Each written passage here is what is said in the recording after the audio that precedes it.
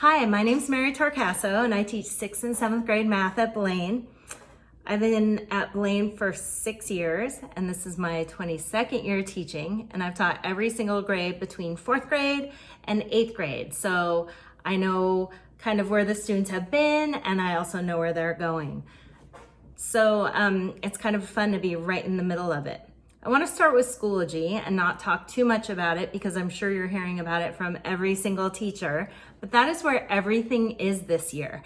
And I know that all of the students can get into Schoology, and if they haven't given you a tour, I would encourage you to ask them to give you a tour because most of them know where everything is.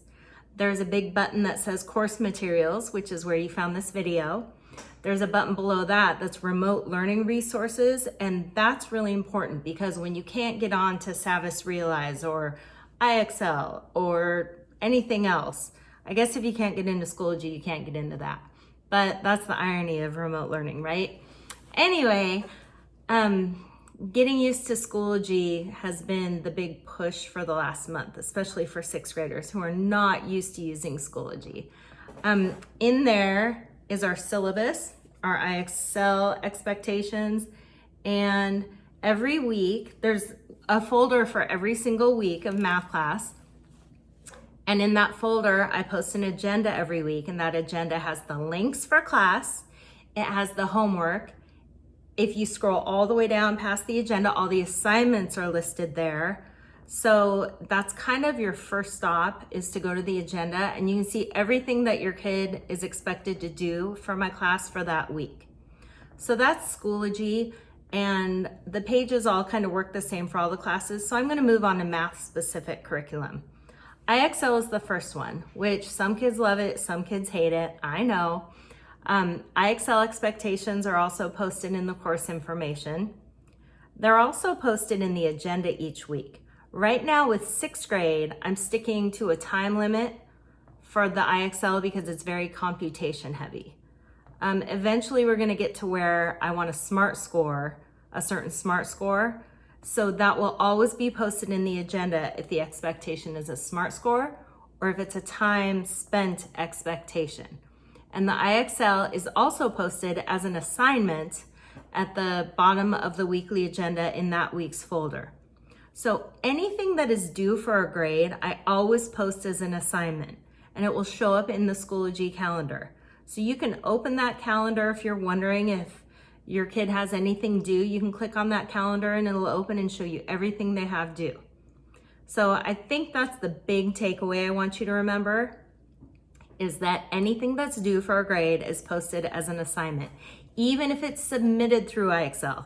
Even if it's submitted through Savvis Realize, it will be posted as an assignment. So IXL, you're mostly familiar with, I bet, and it's posted in the agenda, and it's students are given a score in the grade book depending on whether the expectation was SMART score or time. And I try to be really clear about that. The other curriculum we use is the online math book curriculum. So students have their paper math book, but you can also access the math book and a lot of other resources online through Savvis Realize. There's lots of ways to get to it, which are in the remote learning resources. You can get to it through Clever, or you can get to it through just typing in the website and then searching for our school district. And those instructions are posted on Schoology in remote learning resources. On Savvis, any assignments in there, students submit through that platform, and then I score it through that platform. So I think basically my big picture about Schoology, Savvis, and IXL is that I try to be really clear in the instructions in the assignment. If students don't know where to submit it, they should look in the instructions in the assignment. Any worksheets or workbook pages from the math book get submitted through Schoology. Take a picture, send it in. The IXL goes through IXL, Savvis goes through Savvis. But if there's any questions, I will post it in the instructions. So go there, or tell your kid to go there if they're not sure how to do it. What else do I want to talk about? Oh, independent work and homework. Okay, so this is kind of a new place for all of us.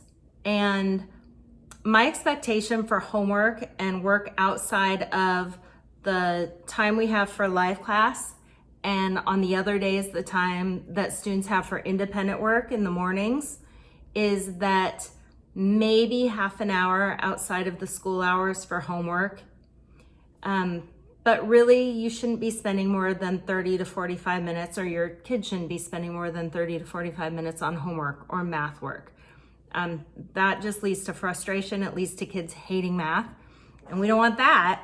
So feel free to tell them to stop. Feel free to have them send me emails saying, I spent this much time, it was really hard, I was working really slow, I need extra time. I'm willing to do that. We all have a lot going on, a lot of expectations and stuff outside of school that is demanding of us all. So while I want your students to keep up, I want them to also be in a place where they can work and learn.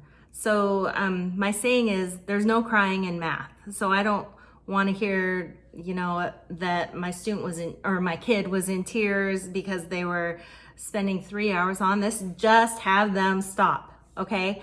I'm very flexible and I'm understanding, and the social emotional health of your child and your family is important to me. So do your best and let me know how I can support you in that. And what else do I have to say? I think that's mostly it. I thought about doing a big thing showing how to submit, but my laptop camera isn't working. Isn't that ironic?